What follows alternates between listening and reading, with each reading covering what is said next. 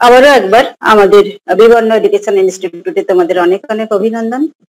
সকলের সাফল্য কামনা করে শুরু করছি আজকের কাব্য কবিতার ক্লাস।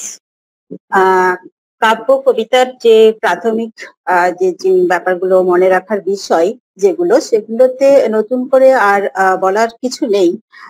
নিখুঁত ভাবে পড়তে তো হচ্ছেই, তার সঙ্গে কবিতার প্রকাশকাল, উৎসর্গ, স্তবক, পংক্তি ইত্যাদি তো মানে আছেই। তার সঙ্গে সঙ্গে যেটা করতে হবে, পরপর লাইনগুলো মনে রাখার জন্য ছোট ছোট গল্প আকারে যে স্তবকগুলো, যেসব কবিতার স্তবক ভাগ রয়েছে, ছোট ছোট করে মনে রাখার, গল্প আকারে মনে রাখার চেষ্টা করতে পারো, মানে মনে রাখতে পারো। একটা স্তবকের ভেতরে কি আছে, কোন কথা বা কোন ঘটনাটা কার পরে আসছে, অবশ্যই সেটা মনে রাখতে হবে। আর কোন কবিতার মধ্যে, ধরো কোনো একটা কবিতার কোন স্তবকে বা কোনো ঘটনা চলছে, তার মধ্যে কোনো ব্যতিক্রমী কোনো ঘটনা এসে সেখানে স্থান পেয়েছে, তো সেই জায়গাটা অবশ্যই খেয়াল রাখতে হবে। আমি পরে আসছি কাব্য কবিতার, যখন আমি কোশ্চেন আলোচনা করব, এই জায়গাগুলো আমি বলে দেব, এটা শুনে না। তো সেদিকটা গেল। আবার যদি কোনো কবিতার সঙ্গে ধরো অন্য কবিতা সেখানে ঢুকিয়ে দেওয়া হয়েছে, যেমন তোমার ওই বিষ্ণুদের কোনো একটা কবিতায় তোমার রবীন্দ্রনাথ ঠাকুরের ছবি কবিতার কিছু লাইন, 6টা লাইন দেওয়া হয়েছে। এরকম অনেক জায়গায় আমরা দেখতে পাবো বিভিন্ন প্রসঙ্গ এসেছে, কোন কোন চরিত্র এসেছে।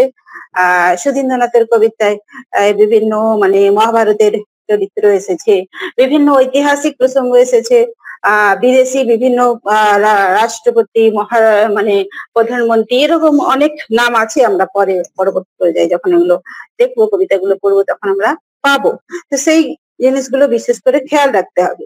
ওইগুলো খুব বড় কবিতা, কঠিন মনে রাখা, কঠিন বিষ্ণুদেব মনে রাখা কঠিন, সুধীন্দ্রনাথ মনে রাখা কঠিন, ঈশ্বরচন্দ্র গুপ্ত মনে রাখা কঠিন। কিন্তু কোশ্চেন আসছে প্রতিবারই, ছেড়ে দিলে চলবে না। মেঘনাথ বধ কাব্য এত বড় একটা কাব্য, সারদা মঙ্গল এত বড় একটা কাব্য, সুধীন্দ্রনাথ মনে রাখতে পারছি না, সবাইকে যদি ছেড়ে দেবে তাহলে করবে কাকে নিয়ে? কঠিনটা ধীরে ধীরে তখনই সহজ হবে যখন সেটা বারবার রিভিশন হবে।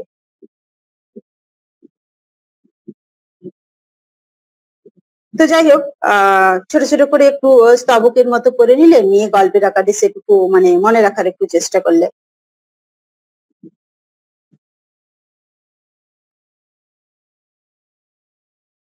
এরপর যেটা করতে হবে সেটা হচ্ছে, এখন যে কোশ্চেন আসছে ক্রম, এবং ক্রম যে নির্ণয় করা আসছে, সেগুলো বেশ বিশেষ যে ছোট ছোট কবিতা বা সহজ কবিতা আমরা যেগুলো জানি, যাদের কবিতাগুলো, যে সমস্ত লেখকের কবিতাগুলো, শক্তি চট্টোপাধ্যায় বলো, আর তোমার এইদিকে তোমার সুভাষ মুখোপাধ্যায় বলো, আর এসব ছোট ছোট কবিতাগুলো রয়েছে, সমর সেন ইত্যাদি ইত্যাদি। তো সেখান থেকে খুব একটা আসছে না, সেখান থেকে শুদ্ধ অশুদ্ধ আসছে, আর তোমার শূন্যস্থান আসছে দুটো একটা, এরকম। কিন্তু যেখান থেকে বড় বড় মানে যে কবিতাগুলো, সেখান থেকে বিশেষভাবে ক্রম সংখ্যা নির্ণয় করতে দিচ্ছে। এক্ষেত্রে তো অবশ্যই ছোট ছোট স্তবকের করার করে খাতায় টুকরো টুকরো করে লিখে রাখা ছাড়া আর কোনো তো আমার কাছে ক্লু নেই, সত্যি কথা বলছি। আর মনে রাখা যায়, এইভাবেও মনে রাখা যায়, মনে রাখা যায় না তা নয়।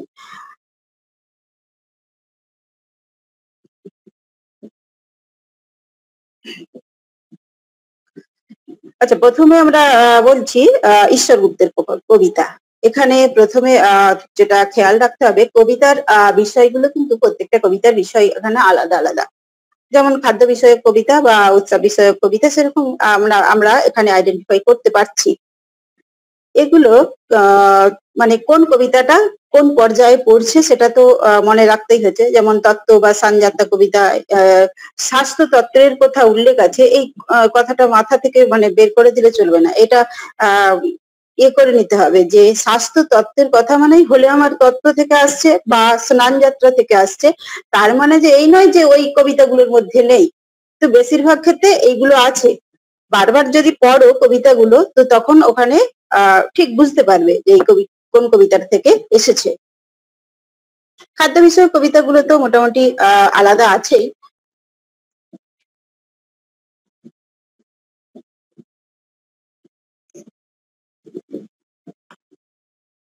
বিভিন্ন জায়গায় একই রকম কথা বলা হয়েছে, যেমন স্নানযাত্রা আর তত্ত্ব কবিতায় রিপুর কথা দুটো কবিতাতেই দেখবে আসছে। সেটা দেখতে হবে। পাঠা, আনারস, তপসে মাছ, বড়দিন এগুলো উৎসব বিষয়ক বা খাদ্য বিষয়ক হলেও এই কবিতার লাইনের মধ্যে ভীষণ ভাবে মানে ইয়ে রয়েছে, মানে একদম হুবহু কবিতার লাইনটা নয়, একটুখানি দুটো একটা ওই লাইনটার মধ্যে দুটো একটা ওয়ার্ড এদিক ওদিক করে দিয়ে করা রয়েছে। আমরা একটু পরেই আসছি এই ব্যাপারটা নিয়ে কোশ্চেন আনসারে। সেরকম মানে যেখানে পাটা কবিতায় যে লাইনটা দেওয়ার কথা সেখানে তপসে মাছে এসে গেছে, আবার তপসে মাছে যে ইয়েটা দেওয়ার কথা হওয়ার কথা আমাদের এই জায়গাটাতে ভুল হতে পারে, তো সেদিকে খেয়াল রাখবে অবশ্যই। কেউ একটু বলো, দেখা যাচ্ছে? হ্যালো ম্যাম, দেখা যাচ্ছে? দেখা যাচ্ছে। কি হচ্ছে? স্পষ্ট কথা আসছে না, বলো তো কে কি বলছো? হ্যাঁ ম্যাম, দেখা যাচ্ছে। আচ্ছা ঠিক আছে, কোশ্চেন দেখতে পাচ্ছ? আর একটু বড় করে দেবো, দাঁড়া দেখো।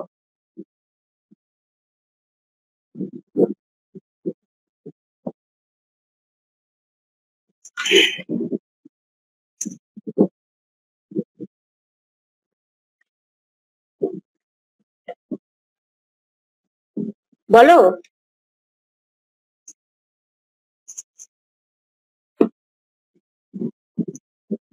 কি মনে হচ্ছে, কোনটা মনে হচ্ছে? দেখা যাচ্ছে। হ্যাঁ দেখা তো যাচ্ছে। নাম্বার 4 হবে ম্যাম এটার অ্যানসার। নাম্বার 4। নাম্বার 4, নাম্বার 3, আর কেউ? নাম্বার 2। নাম্বার 2 আর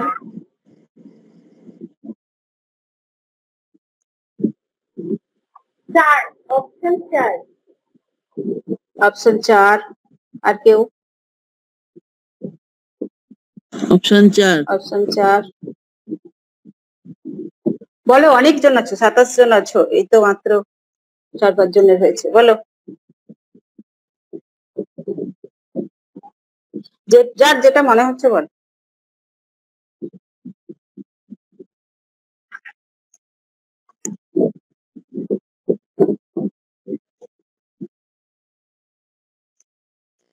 ম্যাম ঠিক আছে, অপশন আমরা 4। দেখে নিচ্ছি। অপশন 4 ঠিক আছে, অপশন 4। যারা যারা 2 বললে বা 3 বললে তাদেরকে আমি একটু বলে দিব। আমি বারবার বললাম যে ঈশ্বর গুপ্তের কবিতার লাইন গুলো মানে গুলিয়ে যাবার মতোই লাইন। তো সাত করে নিত্য খাই লেচে ঘর বাড়ি, কি দেয়া আছে অ্যান্সারে? 4 নম্বর কয়টা? 3, আনারস। ঠিক আছে, মুখে দেওয়া দূরে থাক গন্ধে পেট ভরে, কোনটা অ্যান্সার হয়েছে? কয়টা? 2, এই তপস্যা মাছ, তপসে মাছ। এই যে এই জায়গাটায় অনেকে ধরো তপসে মাছ পাঠা বলে ভুল হতেই পারে, তো এই জায়গাগুলোই বলছিলাম যে বিশেষ করে খেয়াল রাখবে। ইচ্ছা করে করে কাঁচা খাই সমুদয় লয়ে, এটা আবার দেখো পাঠাতে চলে এসেছে।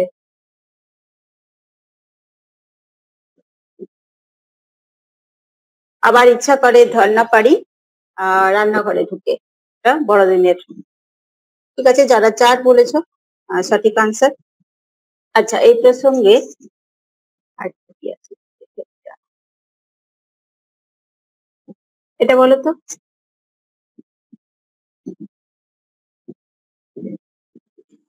1 নম্বর হবে ম্যাম। বড়দিন, বড়দিন আর 3, তুমি কি বললে? 3। পাঠা হবে ম্যাম, 3 পাঠা। বড়দিন। পাঠা হবে। আচ্ছা 2, 1 আর কেউ বললে 2, 2 বললে কেউ? 3 ওকে, আর কারো কিছু? ম্যাম 4। 4 স্নান যাত্রা, ওকে ম্যাম 4। ওকে 4। 4। ওকে, আর কেউ?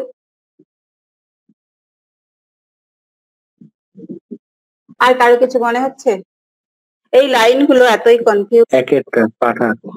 কনফিউজ করবে যদি তোমার ঠিকঠাক পড়া না থাকে, কিন্তু করতে পারবে না।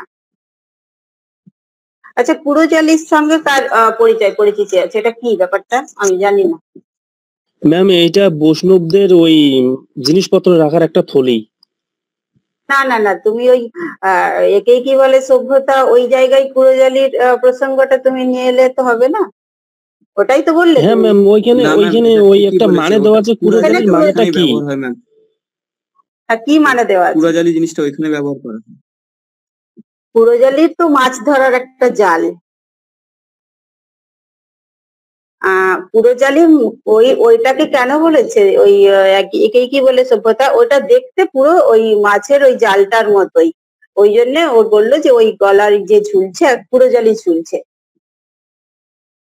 যারা গ্রামে কবিতাতে এরকম বলা আছে যে যারা ওই পাঁঠার মাংস খেতে মানে মানা করছে, মানে তাদের উদ্দেশ্যে এই কথাটা বলা হচ্ছে যে তারা যদি পাঁঠার মাংস খেতে মানা করে তাহলে সেই মাংসের গুণ এত স্বাদ, সেই জন্য পাঁঠার চামড়া দিয়ে তাদের জন্য কুড়োজালি বানিয়ে দেওয়া হবে। এই জন্য মানে সেই বৈষ্ণবদের উদ্দেশ্যে এই কথাটা বলা হয়েছে।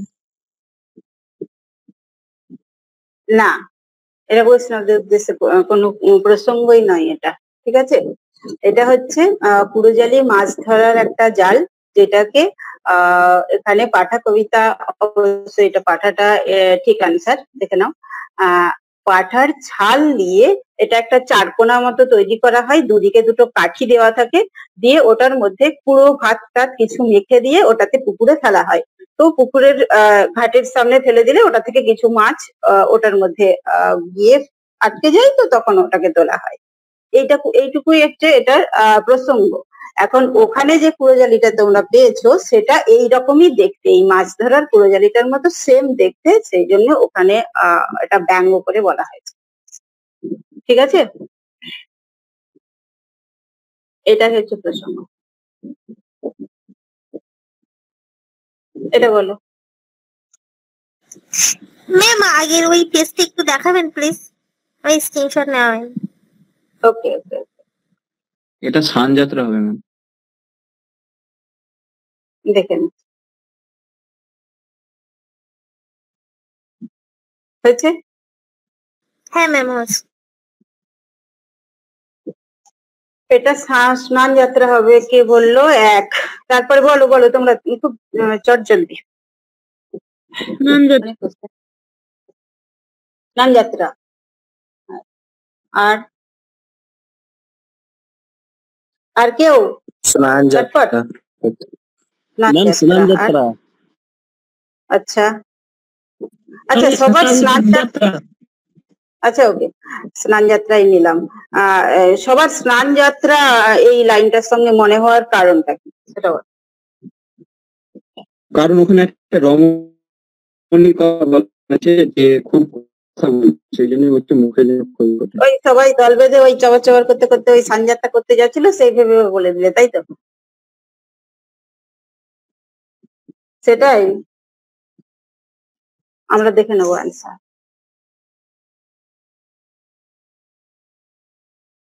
সবার ভুল অ্যান্সার। তত্ত্ব কবিতা, এই তুমি যখনই এইসব এই লাইনগুলো আসবে, মুখে যেন খই ফোটে, এই কথাটা আমরা কখন ব্যবহার করি বলো? কোন অর্থে ব্যবহার করি? মুখে যখন পড়াশোনা বা যে কোনো একটা ভালো জিনিস যখন মুখে খুব অনর্গল বেরোতে থাকে তখন। খারাপ জিনিসে কি বলতে পারি না? ধরো ধরো কোনো একটা বাড়ির বউ খুব মানে অশ্লীল গালিগালাজ করছে, খুব গালিগালাজ করছে, একদম মুষলধারে বৃষ্টি যেমন হয় সেই রকম গালিগালাজ করছে বা ঝগড়া করছে, আমরা কি সেই জায়গায় এটা বলতে পারি না মুখে যেন খই ফুটছে? হ্যাঁ হ্যাঁ, তাও বলা যায়।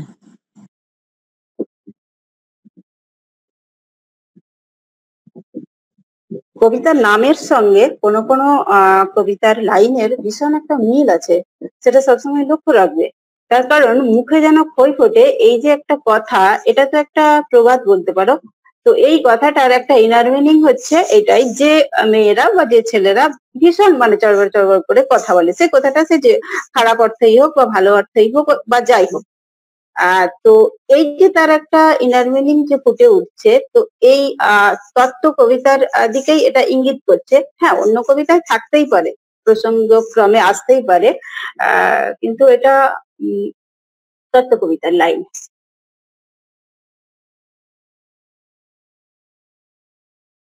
আচ্ছা, জীবনানন্দ শুরু করার আগে আমি আরো একটু ঈশ্বর গুপ্তের কিছু লাইন মৌখিকভাবে জিজ্ঞাসা করে নিই।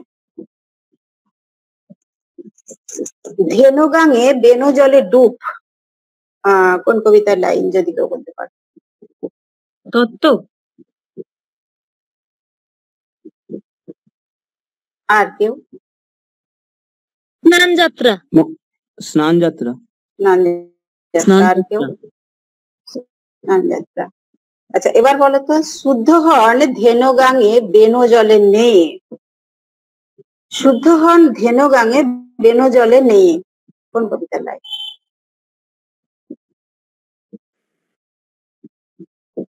স্নান যাত্রা। পৌষ পার্বণ ম্যাম। না। মাছ। স্নানের প্রসঙ্গ কোথায়? আর কি বাকি রইল? মানে পাঁঠা। পাঁঠা। পাঁঠা। না না না, এভাবে পড়লে হবে না। আর কেউ? আরেকটাই তো বাকি আছে কবিতা, বলো কোনটা বাকি থাকলো? বড়দিন ম্যাম। তপসে মাছ। বড়দিন। ধেনু গাঙে বেনু জলে ডুব, যারা স্নান যাত্রা করতে যাচ্ছে তারা ডুব দিয়েই পুণ্য অর্জন করবে। ছোট ছোট ট্রিক্স গুলো মনে রাখবে। আর শুদ্ধ হন ধেনু গাঙে বেনু জলে নিয়ে বড়দিন কবিতার লাইন।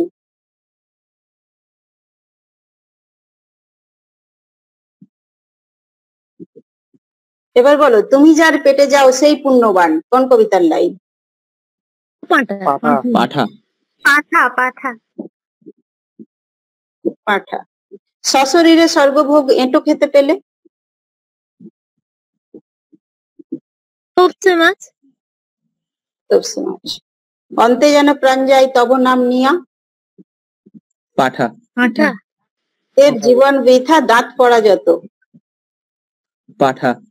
পাঠা। বৃথাই জীবন তার বৃথাই জীবন? পাঠা। এটাও পাঠা। আর কারো কিছু মনে হচ্ছে?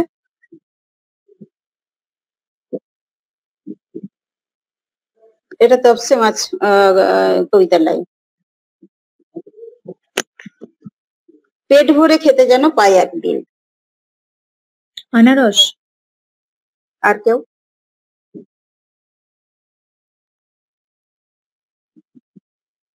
আর কেউ?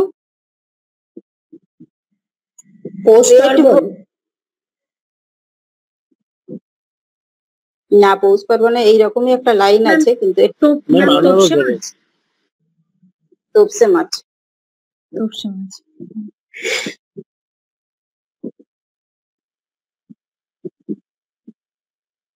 ঠিক আছে, ঈশ্বরগুপ্ত নিয়েই এত কথা।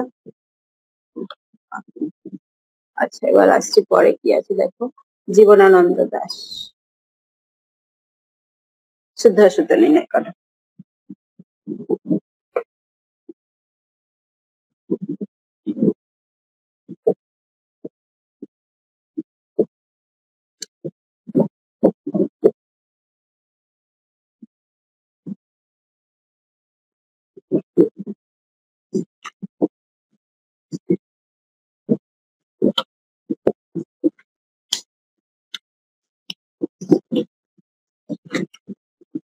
দু নম্বরটা।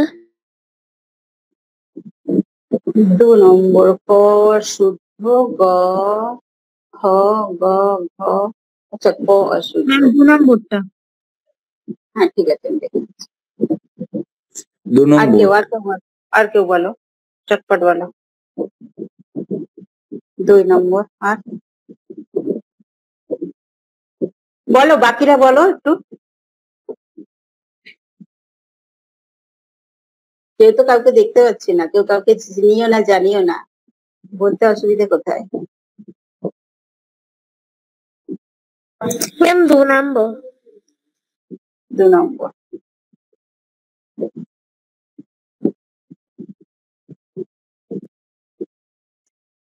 দেখে নিই উত্তর।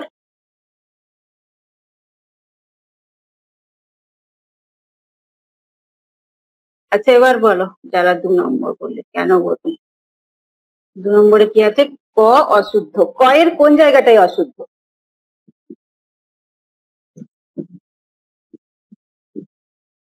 বলো, তোমরাই তো বললে ক অশুদ্ধ।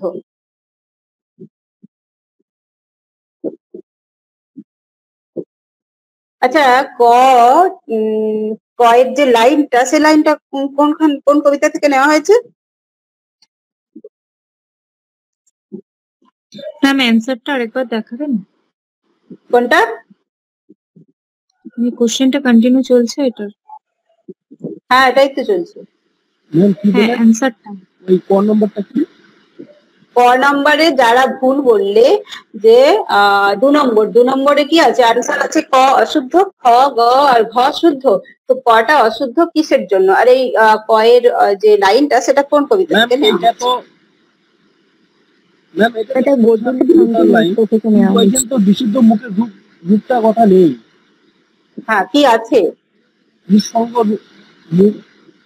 নিঃসঙ্গ আচ্ছা নিঃসঙ্গ মুখের রূপ, নিঃসঙ্গ তৃণের মতো প্রাণ। দুটোই নিঃসঙ্গ বলছো তাই তো? হ্যাঁ দুটোই নিঃসঙ্গ।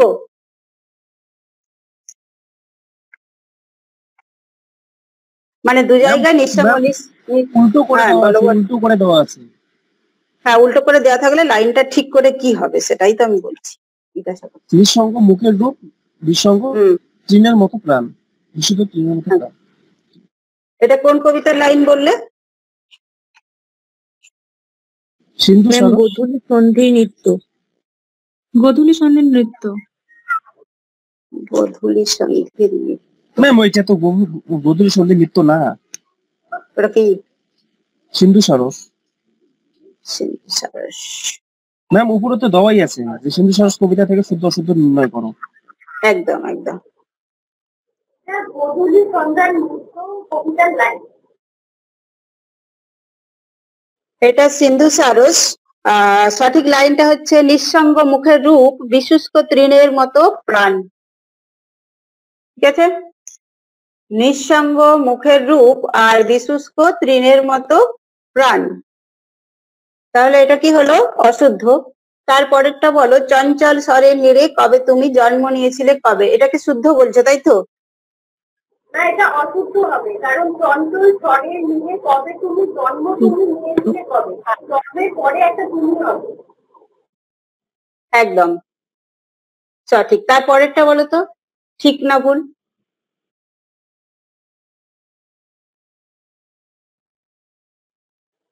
তারপরেটাও ভুল। শেষের দিকের লাইনে ঠিক আছে, চোখটা হিন্দরবনের মতন কালো, প্রাণ তার কিছু একটা ওয়ার্ড আছে মাঝখানে, ওয়ার্ডটা আমার মনে আসছে না। প্রাণে তার ম্লান চুল, চোখ তার হিজল বনের মতো কালো। ওকে, তারপরেরটা বলো। হলুদ, তারপরেরটা বলো। তারপরেরটা এমন হবে, হলুদ পাতার গন্ধে ভরে ওঠে। এরকম হবে লাইনটা। মাটি আর হলুদ এটা হবে না, হলুদ পাতার গন্ধে ভরে ওঠে অবিচল শালিকের মন, এটা হবে।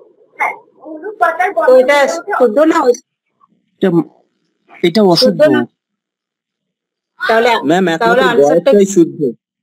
ম্যাম গয়েরটাই শুধুমাত্র শুদ্ধ। আনসারটা এটা মাছি আর হলুদ পাতার গন্ধে ভরে ওঠে শালিকের অবিচল প্রাণ। প্রাণ নয়। তাহলে গয়েরটা শুধু শুদ্ধ হচ্ছে। ঠিক আছে, তো আনসারটা কোনটা হচ্ছে? 3 নম্বরটা। 3 নম্বর আনসার। ক খ গ হচ্ছে ঘ অশুদ্ধ, গয় হচ্ছে শুদ্ধ। এইরকম দেখো অনেক সিন্ধু সরস কবিতায় দেখো, আমি আরো দুটো লাইন বলছি একটু শুনে নাও। তুমি পিছে চাহ নাক্য, তোমার অতীত নেই, স্মৃতি নেই, বুকে নেই আকীর্ণ ধূসর। এই ধরো এখান থেকে একটা নেই তুলে দিল। পড়ার সময় অবশ্যই লক্ষ্য রাখবে যে এই লাইনটা আমি যখন পড়ছি, এই যে নেই নেই বারবার দিয়ে আছে, একটা নেই তিনবার কিন্তু নেই দিয়ে আছে। একটা নেই কিন্তু এখান থেকে তুলে দিলে কিছু যায় আসবে না, বা কবিতাটা যে মিনিংটা কিছু হয়ে যাবে বা সেরকম কিছু হবে না, বা কবিতাটা পড়তে ছন্দের কোনো ব্যাঘাত ঘটবে না। যেমন আমি এখানে দিয়েছি, মাছি আর হলুদ পাতার গন্ধে ভরে যায় অবিচল শালিকের মন। কিছু কিছু কোথাও কিছু মনে হচ্ছে কি লাইনটা কোথাও কিছু খাপছাড়া ভাব কোনো কিছু মনে তো হচ্ছে না, কিন্তু এই জায়গাটা ভুল। ভরে যায় নয়, ভরে ওঠে, ওঠের জায়গায় এখানে যাই করা আছে, এইটুকুই ভুল।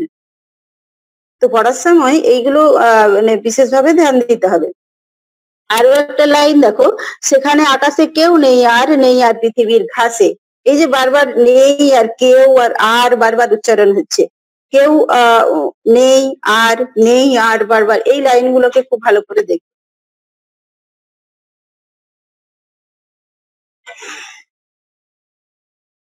সঠিক অ্যান্সার 3 নম্বর।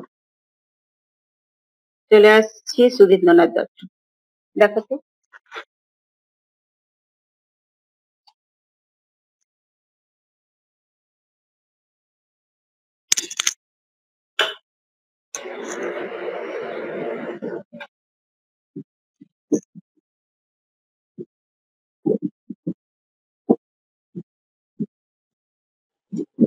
নম্বর 3 নম্বর ক টু।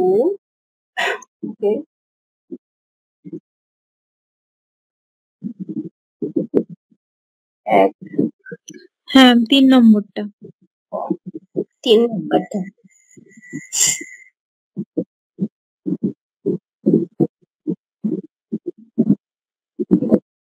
আচ্ছা।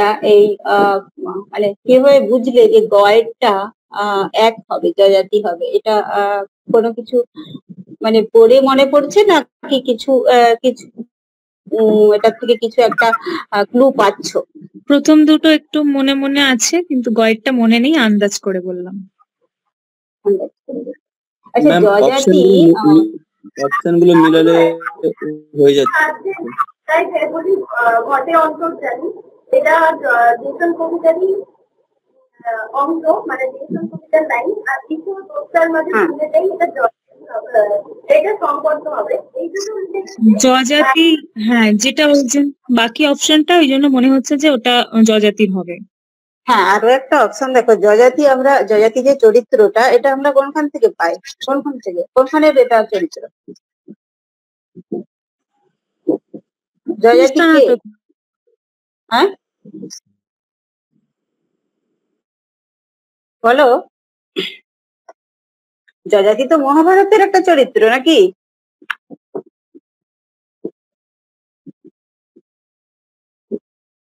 জজাতি হচ্ছে রামের পূর্বজ, রাজা নহুষ আর হচ্ছে অশোক সুন্দরীর পুত্র। অশোক সুন্দরীকে মহাদেব শিবের হচ্ছে বোন, তাদের সন্তান হচ্ছে জজাতি। এই জজাতি শুক্রাচার্যের অভিশাপের দ্বারা জরাগ্রস্ত হয়েছিল, এবং তার যে 2 স্ত্রী ছিল, তাদেরও নাম আমরা এই কবিতায় আছে, যে হচ্ছে তোমার কি জানো, শর্মিষ্ঠা আর কি জানো, দেবযানী। দেবযানী আর শর্মিষ্ঠা, এদের 5 জন সন্তান। তার মধ্যে সব থেকে ছোট সন্তান হচ্ছে শর্মিষ্ঠার কনিষ্ঠ সন্তান পুরু। পুরুরও উল্লেখ আছে এই কবিতায়।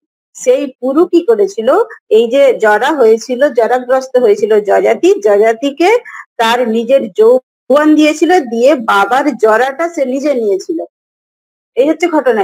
এই ঘটনাগুলোও যদি মনে রাখো তাহলে কিন্তু তোমার ধরতে সুবিধা হবে। আমি এই জন্যই জিজ্ঞাসা করলাম, মেনে নিতে পারি যেন অপ্রতার অসীমের বুহ। এখানে দেখবে অভিমন্যুর প্রসঙ্গও রয়েছে। অভিমন্যুর একটা চক্রব্যূহের যে ঘটনা, সেটা এখানে দেওয়া আছে। সেই জায়গাটা থেকেও তুমি যদি জজাতি প্রসঙ্গ, মহাভারতের প্রসঙ্গ নিয়ে আসো, তাহলেও কিন্তু গয়েরটা এক অ্যান্সার তুমি এই কেসটা তুমি করতে পারবে এখান থেকে। আর সুধীন্দ্রনাথকে পড়তে গেলে তোমাকে অবশ্যই তার ব্যাকগ্রাউন্ডটা জানতে হবে। জজাতি বলো, জেসন বলো, আর বলো। আচ্ছা বলো তো, জেসন শব্দের অর্থ মানে কি? জেসন কেউ যদি জানো, মানেগুলো তো পড়ছে সুধীন্দ্রনাথ রবীন্দ্রনাথের কবিতা থেকে মিনিং গুলো, যেমন মাতরিস্যা কত দু এক বছর আগে পড়েছিল, আরো কিছু মিনিং গুলো আসছে। বলো, হ্যাঁ বলো। যিশন একজন চরিত্র, ঈশনের পুত্র। হ্যাঁ, গ্রিক, এখানে অবশ্যই গ্রিক পুরাণ চরিত্র। জেসনের একটা মিনিং ভাব গ্রহণ করে কবিতাটি লেখা হয়েছে। কিন্তু জেসনের একটা আলাদা মানে মিনিং আছে, আমি সেটা বলতে বলছি। জেসনের মিনিং হচ্ছে নিরাময়কারী বা চিকিৎসক, বা যে আরোগ্য দান করে তাকে বলা হয় জেসন।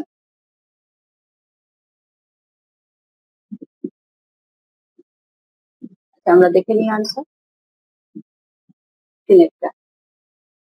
যারা যারা তিনেরটা আনসার দিয়েছে ঠিক আনসার, এবার বল।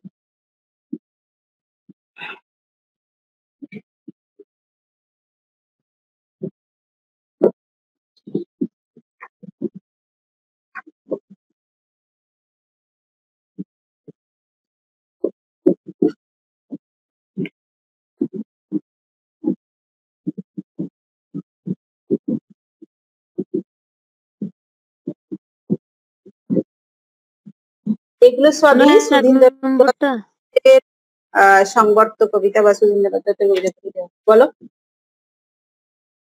এক নম্বরটা। একেরটা হবে, ক, তিন, খ, 4 1 নম্বর ম্যাম। অহংকার,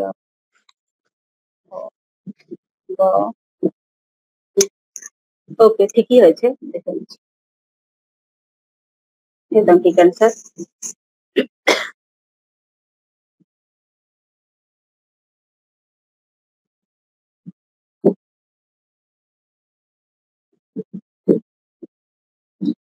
সুধীন্দ্রনাথ দত্তের সংবর্ত কবিতায় যে দ্বন্দ্ব সমাজটির উল্লেখ নেই সেটি হলো ভালো মন্দ, সুন্দর কুৎসিত, জীবন মৃত্যু, সুন্দর কুৎসিত ম্যাম, সুন্দর কুৎসিত। সুন্দর কুৎসিত।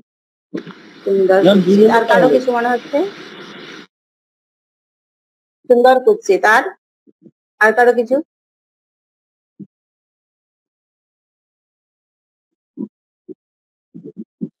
জীবন মৃত্যু।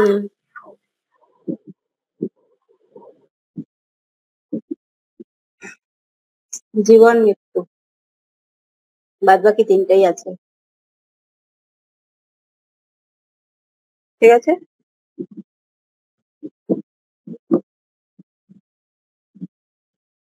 আর সংবর্ত কবিতায় তোমরা অনেক ইয়েদের নাম পাবে, ঐতিহাসিক চরিত্রের নাম পাবে।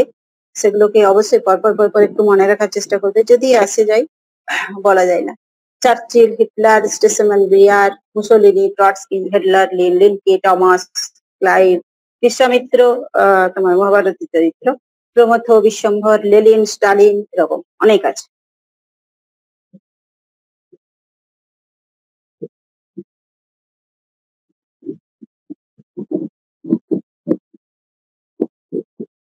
এই যে অন্ধতম অতিপ্রজ বল্মীকে, বল্মীক মানে কি? ওই ঢেপি। আচ্ছা, মাতরিস্যা একবার পড়েছিল, মাতরিস্যার মানেটা কি ছিল? বায়ু। বায়ু।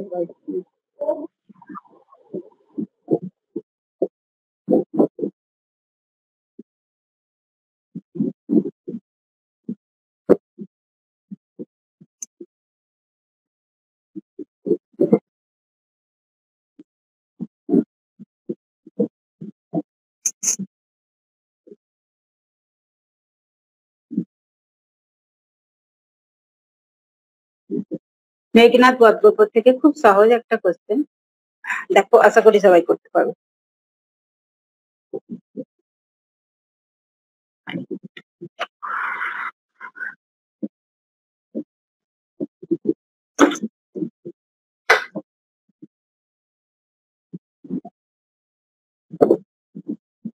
দুই নম্বরটা হবে না।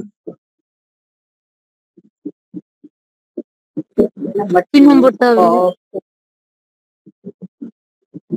3 নম্বর। আর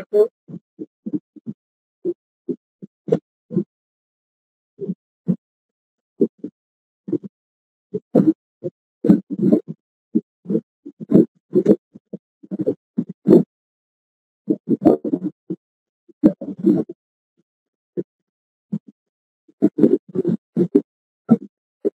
কেউ কিছু বলবে? কারো কিছু মনে হচ্ছে? একদম সহজ, এর থেকে মেঘনাদ বধ কাব্যের সহজ কোশ্চেন আর হতেই পারে না।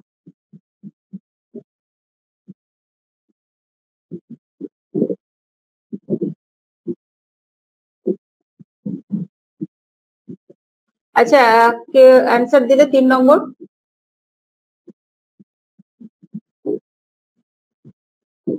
তিন নম্বর না 2 নম্বর, কোনটা বললে? এই তো 2 নম্বর বলো, কে বললে? 2 নম্বর। আচ্ছা 2 নম্বর বললে, কেন মনে হচ্ছে 2 নম্বর? কয়েকটা চার, হ্যাঁ কেন মনে হচ্ছে বলো? কারণ এখানে যখন লিখেছে পোষে যদি কাপদর গরুরে নিরে ফিরিকি যায় সে কবু আপন বিবর, এটা হচ্ছে ইন্দ্রজিতের উক্তি। এটা ওই লক্ষণকে বলেছিল নিকুম্ভিলা যজ্ঞাগারে, তো এটা বধ স্বর্গ হবে। আর রৌরবে হ্রদ নাম শুনো রঘুমণি অগ্নিময়, বর্ধন হরে যে দুর্মতি চিরবাসেতা, এটা হচ্ছে আপনার ওই প্রেতপুরীতে যখন রামচন্দ্রকে দেখাচ্ছিল, প্রেতপুরীর নরকে দর্শন করাচ্ছিল। তো এবার এই দুটো অপশন ওই একমাত্র 2 নম্বরেই আছে।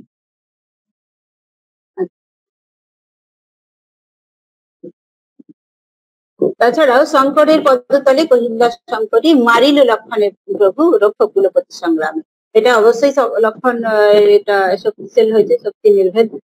ক 1, ঠিক আছে। আর ঘয়েরটা তোমার কত নম্বর হচ্ছে? 3 নম্বর, উদ্যোগ। উদ্যোগ মানে ওই ইন্দ্রজিৎ চলে যাচ্ছে, প্রমিলা বিদায় দিয়ে ঘরে ফিরেছে, সেই মুহূর্তটার কথা বলা হচ্ছে। তো মেঘনাদ বধ কাব্য যদি এইরকম কোশ্চেন গুলো অ্যান্সার গুলো মানে করতে হয়, তাহলে ওর স্বর্গগুলোর ঘটনাগুলো মনে রাখতে হবে। আর তোমার যেটা করতে হবে সেটা হচ্ছে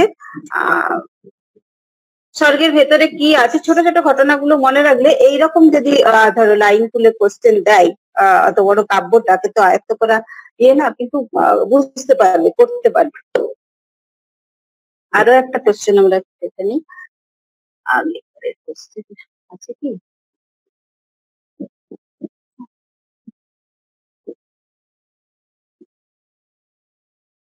ঠিক আছে, একটু বলি। প্রথম সার্গে আমরা দেখবো কি তোমার বীরবাহুর মৃত্যু, যেখানে শোকার্ত রাবণ নিজ যুদ্ধযাত্রায় উদ্যোগী হচ্ছে। আর আমাদেরকে সবসময় একটা লক্ষ্য রাখতে হবে যে এখানে এই যে অভিষেক পর্ব, এটা অভিষেক পর্বে কিন্তু বীরবাহুর মৃত্যুটা হচ্ছে। এখানে কিন্তু স্বর্গটার নাম বীরবাহু দিয়ে বা বীরবাহুর মৃত্যু কোন রকম কিছু হতে পারতো, কিন্তু যেহেতু আমাদের কাব্যের নাম মেঘনাদ বধ কাব্য, আমাদেরকে সবসময় লক্ষ্য রাখতে হবে ইন্দ্রজিৎকে আর লক্ষণকে, এই দুটি অভিনয়। বীরবাহুর মৃত্যু সংবাদ রাবণকে কে দিয়েছিল?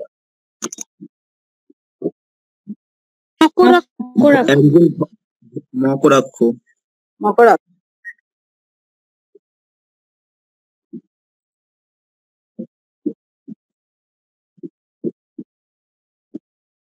আচ্ছা, অভিষেক এটা কেন বলা হলো বলতো? কিসের অভিষেক হলো? ইন্দ্রজিতের অভিষেক করেছিল।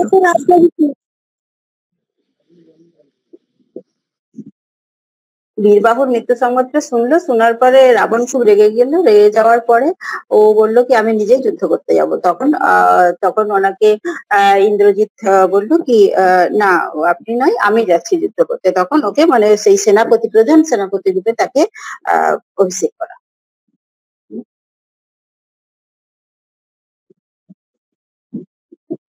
অস্ত্রলাভ যে এটা রয়েছে দ্বিতীয় স্বর্গ, সেখানে কার অস্ত্র লাভের কথা বলা হয়েছে?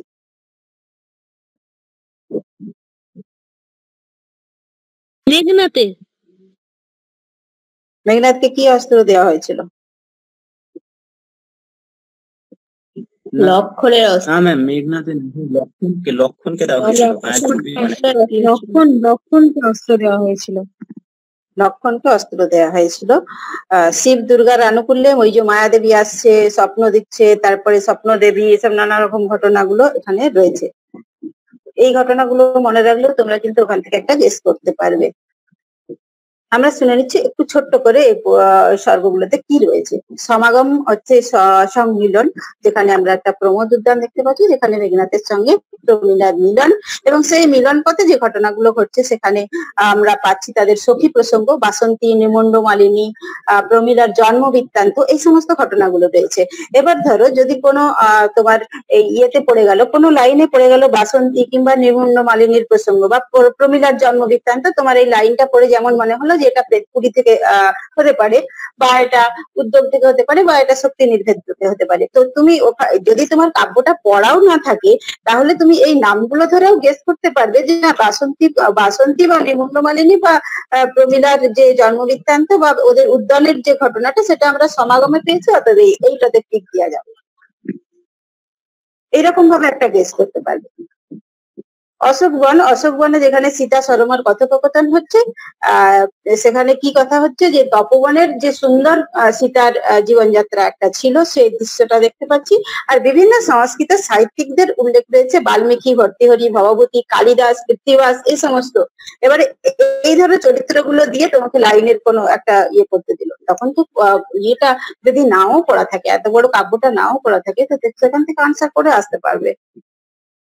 তো স্বর্গগুলোর একটু পরিচিতি অবশ্যই রাখবে।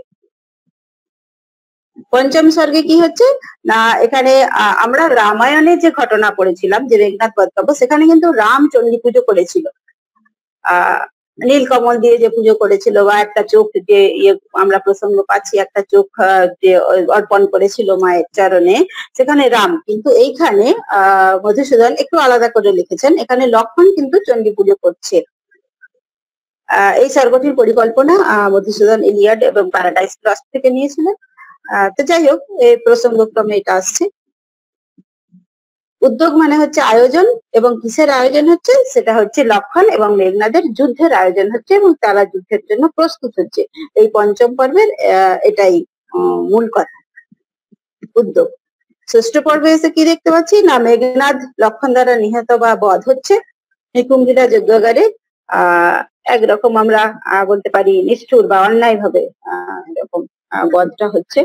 সেখানে ইন্দ্রজিৎ বধের যে কিরকম প্রতিক্রিয়া, বা এবং ইন্দ্রজিৎ বধ হওয়ার পর আমাদের সংসারী বলো বা রাবণের সংসারে বলো বা পৃথিবীতে বলো, যে কিরকম প্রতিক্রিয়া হচ্ছে, সেই প্রতিক্রিয়ার কথাগুলো রয়েছে।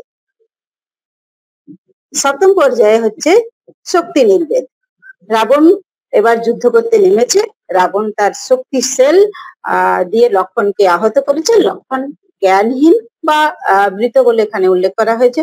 তো যাই হোক, শক্তি সেলের কথা এখানে বলা হয়েছে এবং তার প্রতিক্রিয়া। তারপরে আমরা প্রেতপুরীর বর্ণনা পাচ্ছি। প্রেতপুরীতে নরকের বর্ণনা, প্রেতপুরীতে রামের সঙ্গে দশরথের দেখা এবং অন্যান্য আরো যে তার বংশজরা ছিলেন, সেটা আর কি পাপ করলে কিরকম নরক ভোগ যন্ত্রণা করতে হয়, সে সমস্ত জিনিসের বর্ণনা রয়েছে। আর নবম পর্বের সংস্ক্রিয়া, সেখানে মেঘনাদের এবং প্রমীলার হচ্ছে তোমার শবদাহ যে হচ্ছে এবং প্রমীলার দেহত্যাগ করছে, সেই এই ছোট ছোট ঘটনাগুলোও যদি মনে রাখো, তাহলেও কিন্তু এগুলো করতে পারবে। চলে আসছি আমরা সাধের আসন কাব্য। সাধের আসন কাব্যেও একটু বলে নিই, সাধের আসন কাব্যেও সেম একই জিনিস, স্বর্গগুলো মনে রাখবে, স্বর্গগুলোর কি নাম সেটা মনে রাখবে, এবং তার মধ্যে কোন জিনিসটা রয়েছে, তাহলে কিন্তু করতে পারবে। দেখো,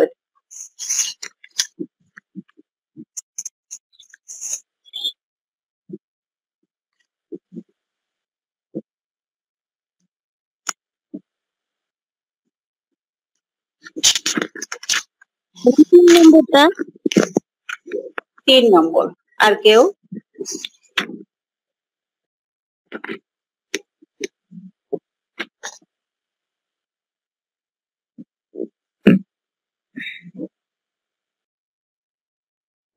নম্বর পর কপিলা নন্দিনী আখ্যান, অষ্টম স্বর্গ।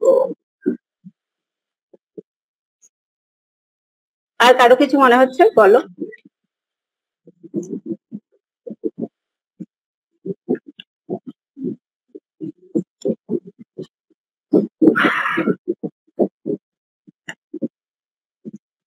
আর কারো কিছু মনে হচ্ছে না?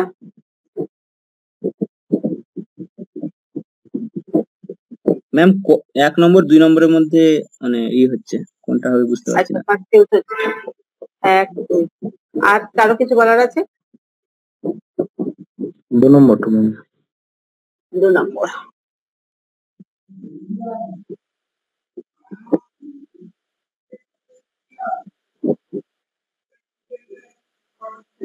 এটা যদি স্বর্গগুলো না দিয়ে স্বর্গের নামগুলো দেওয়া হতো তাহলে কি আরো সহজ হতো?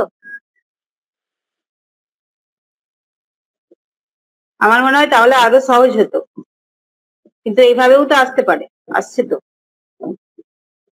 সেই জন্যই বললাম যে স্বর্গগুলো বা স্বর্গের নামগুলো তো অবশ্যই জেনে রাখতে হবে এবং তার ভেতরে কি রয়েছে একটুখানি ছোট করে ঘটনাগুলো মনে রাখতে হবে। আচ্ছা 3 নম্বর আনসার যে বললে, আচ্ছা কপিলা নন্দিনী আখ্যান, যাই হোক আমি নবম স্বর্গগুলোর কারো কি মনে আছে, বলতে পারবে?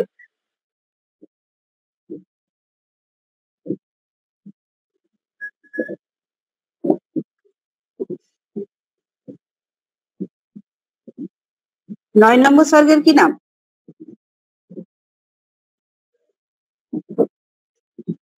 আসনদাত্রী দেবী। আসনদাত্রী দেবী।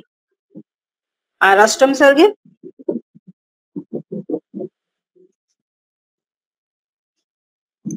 স্থির সৌদামিনী ও শশীকলা। আরো আছে, আরো আছে। শশীকলা, স্থির সৌদামিনী, বীণা আছে, তার সঙ্গে একটা কিন্নর গীতিও রয়েছে। আর কি সপ্তম স্বর্গের কি নাম? মায়া। সপ্তম স্বর্গে মায়া। আর চতুর্থ স্বর্গের নাম এটা বলা উচিত, বলো। নন্দনকানন। নন্দনকানন।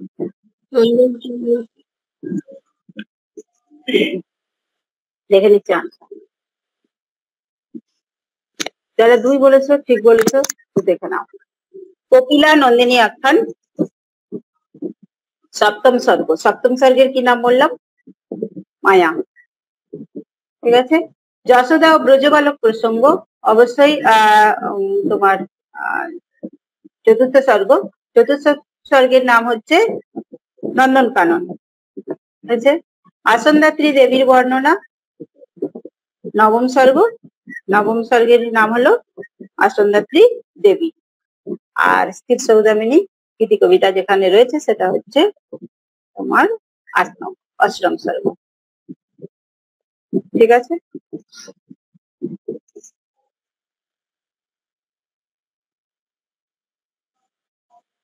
আবার একটা সুধীন্দ্রনাথের কোশ্চেন থেকে গেছে, দেখো। যাতে খুব ভালো করে পড়া আছে তারা করতে পারে।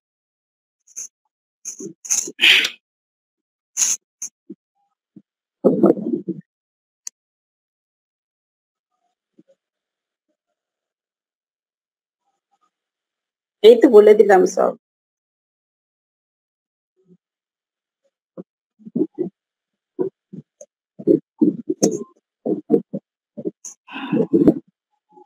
ম্যাম 1-এরটা হবে, 1 নম্বর অপশন।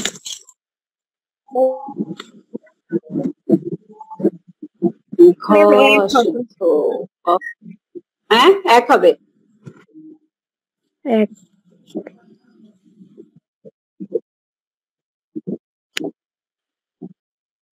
আচ্ছা জয়জাতি সংবর্ত জেসন কবিতায় সেরকম খুব একটা চরিত্র বা ইয়ের নাম নেই, কিন্তু এই দুটো কবিতায় অনেকের রয়েছে, তো এইগুলো স্তবক অনুযায়ী তোমরা কিন্তু খাতাতে পড়ে রাখবে, লিখে রাখবে এই স্তবকে এই প্রসঙ্গ এসেছে বা এই চরিত্রের উল্লেখ রয়েছে। খুব ভালো, সঠিক অ্যান্সার 1। আচ্ছা ঘ শুদ্ধ কেন হলো?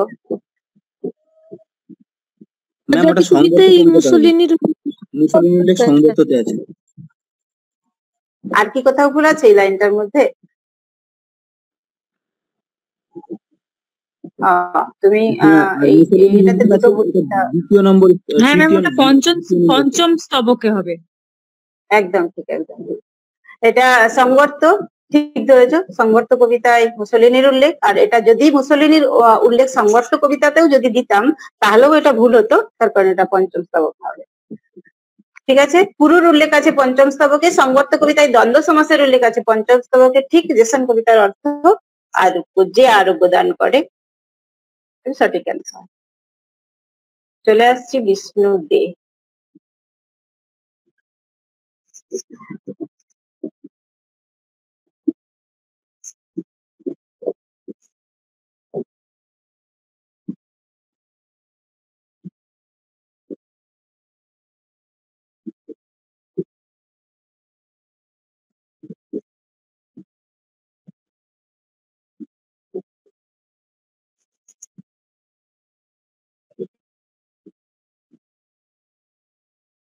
খুব কনফিউজ করবে দেখো।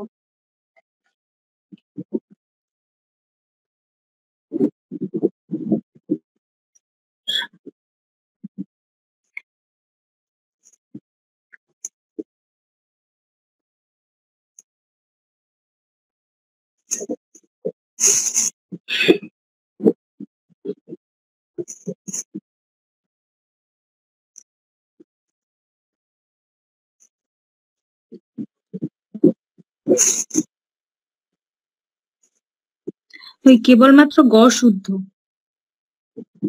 কেবলমাত্র গ, ম্যাম স্ক্রিন দেখা যাচ্ছে, হ্যাঁ স্ক্রিন দেখা যাচ্ছে না। দেখা যাচ্ছে না এখন দেখা যাচ্ছে। এখন?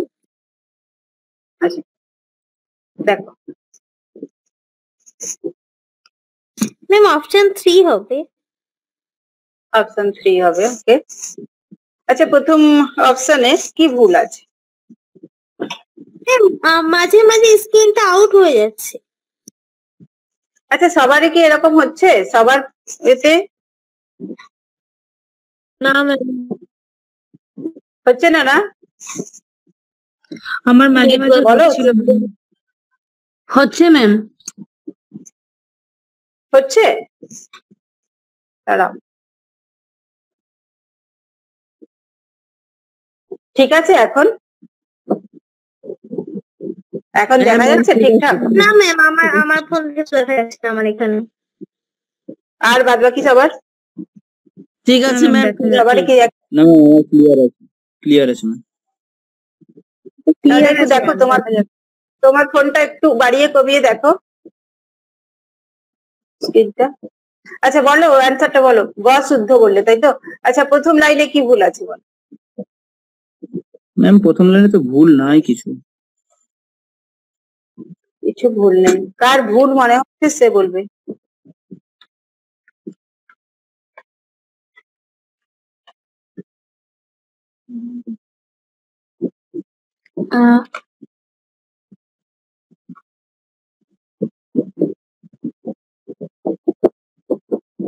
কোর মধ্যে কবিতা আছে নাকি ম্যাডাম? কোন মোড? কার মধ্যে? কোর মধ্যে, কোটার মধ্যে। কটার মধ্যে কি আছে?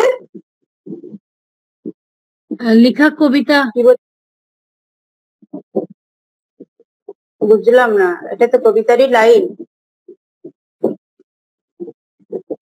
কি বলতে ম্যাম চাইছো? 1 নম্বর অপশন। 1 নম্বর অপশন, ক ও গ শুদ্ধ। ঠিক আছে, আর বেশ দেরি করবো না, 1 নম্বর মানে অপশনটাই ঠিক আছে। এবার বলো, তোমার 1 নম্বর অপশন যে বললে, ক্ষয়ে কি ভুল আছে? ক্ষয়ের অপশনটা কেন ভুল হলো? ম্যাম ওখানে শ্রীবিলাসের কথা নেই আর কি, সতীশের কথা আছে এই জন্য। হ্যাঁ, ম্যাম শ্রীবিলাসের আনসারটা কথা। একবার দিন। 3টা ক্যারেক্টার ছিল, তো এখানে নামগুলো ভুল আছে এই আনসার জন্য। দিচ্ছি, এটা ক্লিয়ার সতীশ, করে দিই, বিনয় তারপরে। আর আর কে? গোরা, তাই না? সতীশ, বিনয় আর গোরা। এই 3 জনের উল্লেখ ছিল। এখানে শ্রীবিলাস দেওয়া হয়েছে, সেজন্য ভুল হয়েছে। আর কোনটা ভুল? অঙ্গে রাখি না কারোই অঙ্গীকার, লাইনটি ঘটছো আর কবিতায় 2 বার এই লাইনটা ব্যবহৃত শুধু হয়েছে। মানে শেষে আছে। শেষে আছে মানে তুমি বলতে চাইছো একই বার ব্যবহৃত হয়েছে, তাই তো?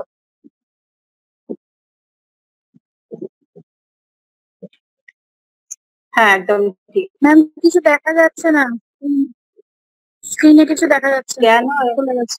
এরকম হচ্ছে? আচ্ছা সবার কি এরকম হচ্ছে? না ম্যাম, এখন আমার তো প্রবলেম হচ্ছে না? না কেন এরকম না হওয়ার তো ম্যাম, কথা দেখা না। যাচ্ছে। দেখো সুভাষ মুখোপাধ্যায় এসে গেছেন।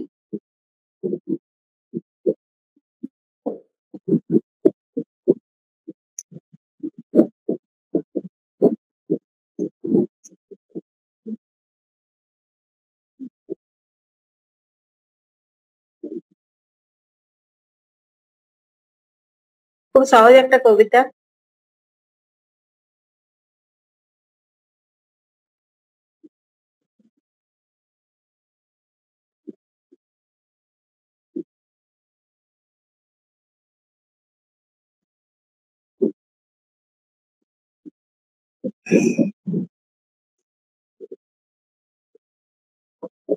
ম্যাম 2 নাম্বারটা হবে।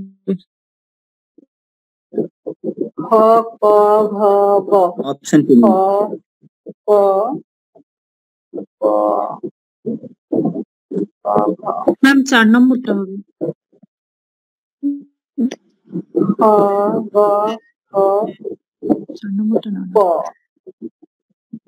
না না না, ঠিক করে আরো একবার ভালো ম্যাম করে 3 দেখো। নম্বরটা, সরি ম্যাম 3 নম্বরটা হবে। 3 নম্বরটা ক। মিলিয়ে যেতে যেতে গ প্রথম, মিলিয়ে যেতে যেতে আমি বললাম। এত বড় ভুল কি করে হয়? মিলিয়ে যেতে যেতে আমি বললাম অনেক পরের ঘটনা।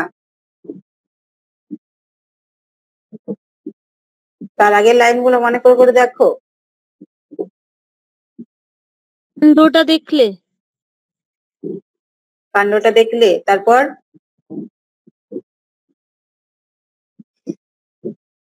তুমি আমার জীবন। তুমি আমার জীবন। না ম্যাম, তারপরে হবে গল্পটা বানানো, তারপরে তুমি আমার একদম জীবন, তারপরে একদম আমি বলবো। একদম। খ ক ঘ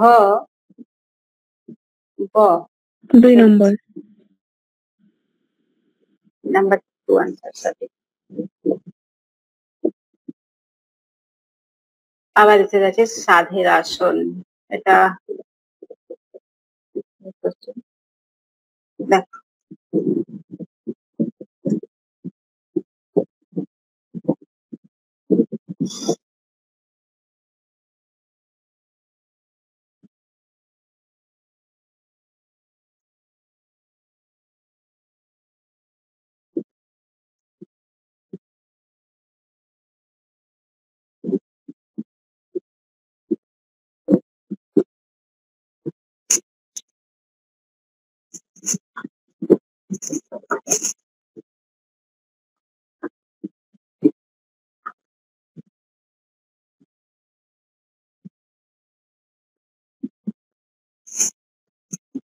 বলো কি মনে হচ্ছে?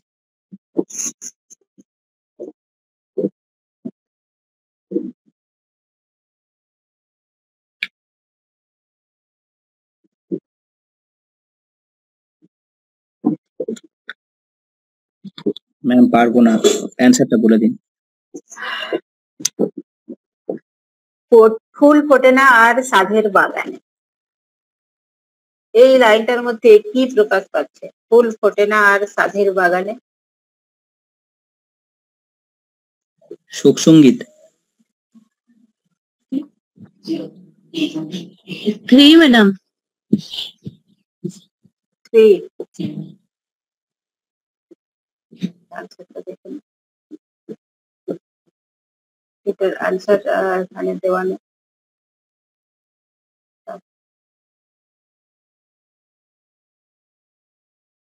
হ্যাঁ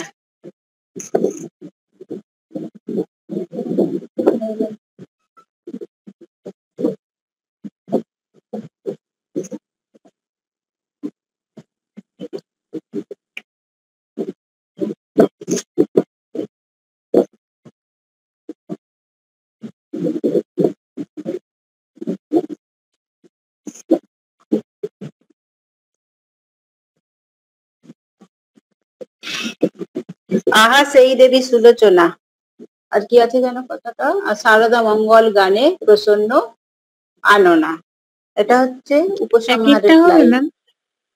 B3, ঠিক আছে, B3 তোমার হচ্ছে তোমার 1 নম্বর। আর তুমি এটা দেখো, ফুল ফোটে না আর সাধের বাগানে A4, এই দুটো যদি একটা যদি তুমি এটা ভেবে নাও A4, তাহলেও কিন্তু তোমার আনসার সঠিক হয়ে যাবে যদি নাও পড়া থাকে। ফুল ফোটে না আর সাধের বাগানে একটু ইয়ে করো যে এটা একটু শোক সঙ্গীত, অন্য সঙ্গীত না থাকার কিছু কথা নয়, কিন্তু তুমি ভুলবশতও যদি করে আসো তাহলেও একে দাগ দিলে একটা সঠিক হয়ে যাবে। ঠিক আছে, ডি এর আনসারটা হচ্ছে উপসংহার। উপসংহার থেকে নেওয়া হয়েছে। তোমার এই হৃদয়ে রাখি সদাই আনন্দে থাকি, কত নম্বর হচ্ছে 1, শান্তিগীতি। সেরকমই তো এখানে ইন্ডিকেট করছে, লাইনটার সঙ্গে মিল আছে। তোমার আসল কানি আদরে আদরে আনি, ডি হচ্ছে 2, নবম সর্গ। নবম সর্গের কি নাম, কি বললাম একটু আগে? আসনদাত্রী দেবী। নবম আসনদাত্রী দেবী। কে দিয়েছিল আসনটা? কদম্বরী দেবী। কদম্বরী দেবী। কাকে বিহারীলাল। কাকে দিয়েছিল? বিহারীলাল। বিহারীলালকে। এটা নিশ্চয়ই পারার কথা।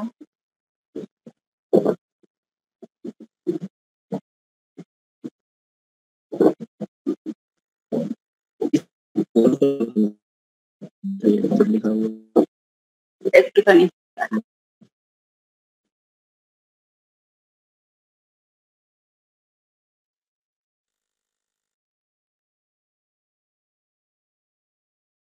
দেখো তো,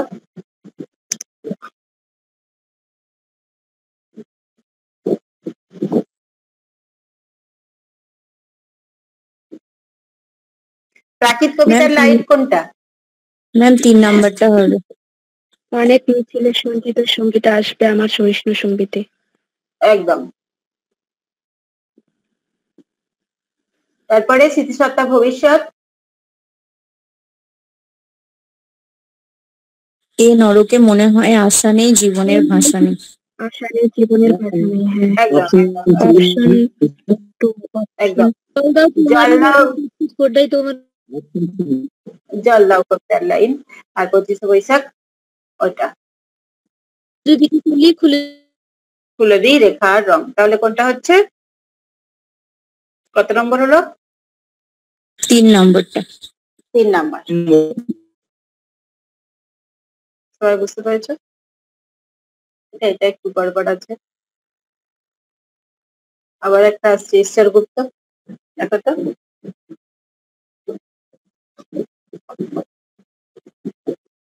তত্ত্ব কবিতা।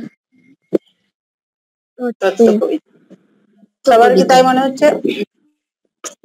হ্যাঁ, তত্ত্ব। চলে আসছে জীবনানন্দ দাশের আরো একটা কবিতা। ম্যাম আগের দুটো পেজ একটু দেখাবেন, একটু স্ক্রিনশট নেব। না ম্যাম, আমিও স্ক্রিনশট নিইনি।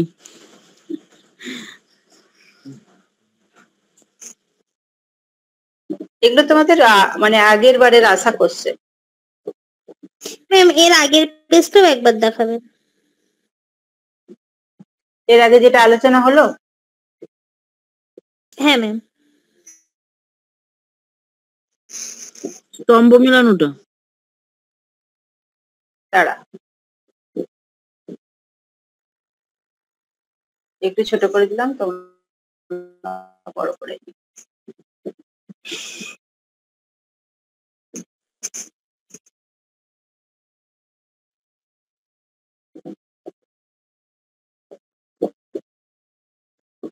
হয়েছে? হ্যাঁ ম্যাম।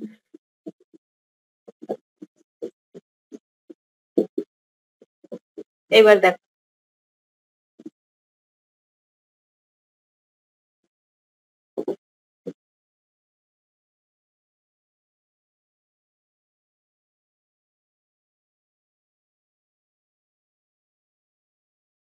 পারার কথা, খুব সহজ একটা কোশ্চেন।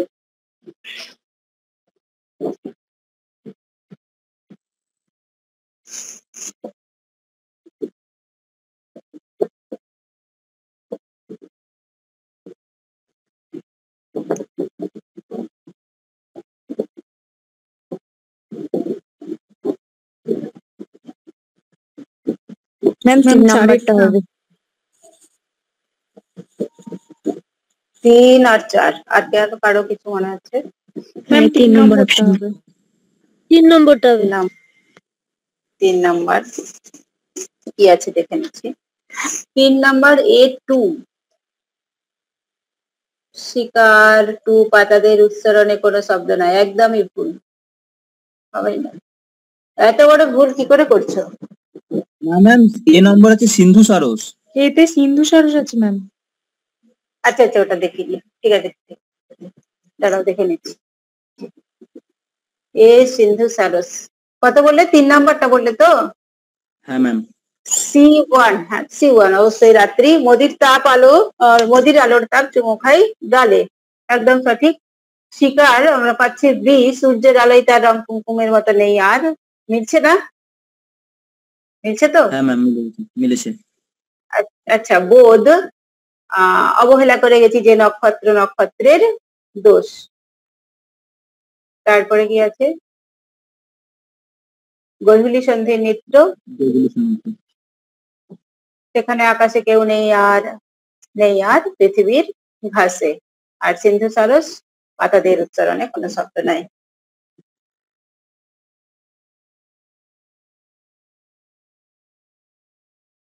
তাহলে ম্যাম উত্তর অপশন 3।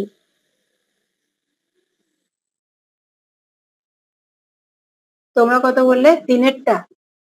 হ্যাঁ ম্যাম, 3-এরটা। হ্যাঁ ম্যাম 3। দাঁড়াও আরো একবার দেখে নিই। E3 আছে 3-এরটা, E3 গধূলি সন্ধ্যের নৃত্য পাতাদের উচ্চারণে কোনো শব্দ নাই। হ্যাঁ ঠিকই তো।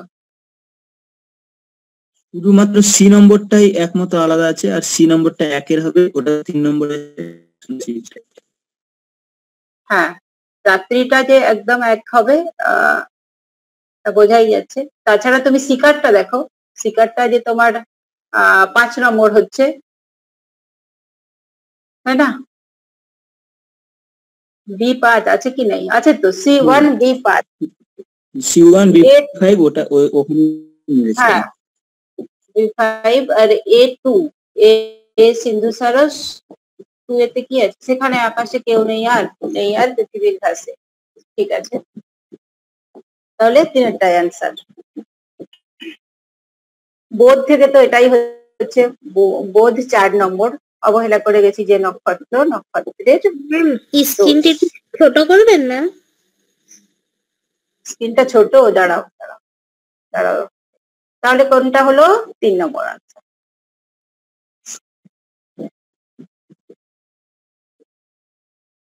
হয়েছে? হ্যাঁ ম্যাম হচ্ছে। আর কিছু নেই এখানে, শেষ। তাহলে তোমরা সবাই খুব ভালো করে পড়বে, ঠিক আছে? অনেক এরকম ছোটখাটো ভুল হয়ে যেতে পারে, সেগুলোর দিকে খেয়াল রাখবে। ঠিক আছে, সবাই ভালো থেকো, খুব ভালো করে পড়ো, খুব ভালো করে পরীক্ষা দাও, সবার সাফল্য কামনা করি। গুড নাইট সবাইকে। হ্যাঁ, good good night. Night. Good night, good night ma'am. Good night. Good night.